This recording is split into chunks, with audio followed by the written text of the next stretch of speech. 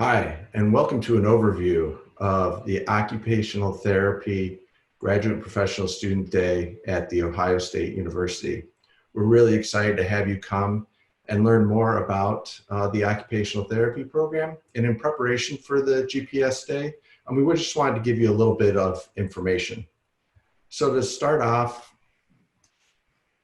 I'm Carmen DeGiovane. I'm a professor, clinical professor in the School of Health and Rehabilitation Sciences, and also the director of Rehabilitation Science and Technology for the Assistive Technology Center over in the OSU Wexner Medical Center. I'll be the MC for today and giving you a little bit of overview of what goes on here in the School of Health and Rehabilitation Sciences and the Occupational Therapy Division. I now will turn it over to Maria Baldino. Hi, I'm Maria Baldino. I am a lecturer on the Associated Faculty in the Occupational Therapy Division, and I also teach a little bit in the undergraduate health sciences program. I've been working in pediatrics for about 5 years, and I've been on the faculty here for a little over 2. A little bit about me, I am board certified in pediatrics and have completed an AOTA Pediatric Occupational Therapy Fellowship at Nationwide Children's Hospital, and I'll be running your day on the 26th. And I will turn it over to Ashley. Hey everyone, my name is Ashley McCabe. I am the graduate program manager in the School of Health and Rehabilitation Sciences. Chances are I've spoken to most of you, if not all of you already, which is great. And as you can see here on the screen, I oversee the daily functions of all of our graduate programs. And I also instruct a course for our Master of Science in Health and Rehabilitation Sciences program and assist our graduate studies committee with admissions decisions, curriculum development, all of that fun stuff. And I will also be here to assist all of you for the GPS Day. Okay, so on the day of the GPS event, you will have other things going on within the university, but on that Monday, you will spend from about 2 o'clock to 5 o'clock with the Occupational Therapy Division, and this is just a little bit of an overview about how your day will look. So you're going to start off with your interview for admission to our program. And this will be about an hour. We will send you more information about what to focus on for this, but the interview will be set up via Zoom and you will meet with about 4 faculty members for about 8 minutes each. And they will each ask you questions in different topics. Then we'll move to a program overview with Dr. Amy Dara and some of our other faculty members. Then you'll be able to have a faculty question and answer session. And then we also have invited members of our student cohort, so our first years and second year students will also be present for you to ask questions.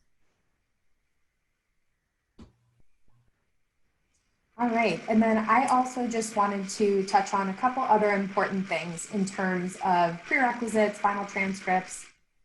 So I will be sending each of you a prerequisite review prior to the day of the GPS event. And this is because I want all of you to make sure that you are fully aware of if you have any pending prerequisites, courses that still need to be completed before the start of the program if you are to be accepted.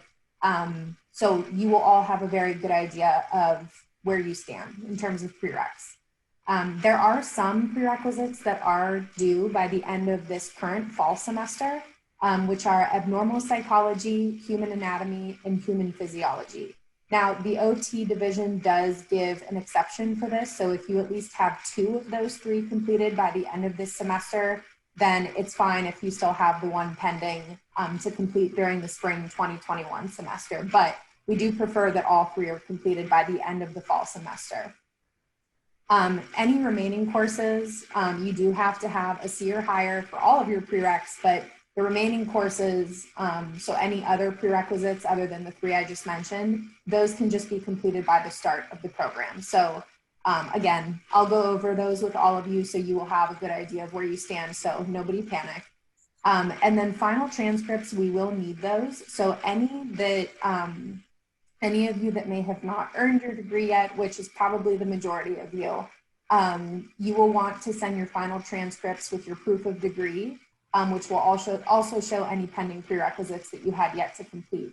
you can send those to gpadocs@osu.edu and ask that they add those to your application.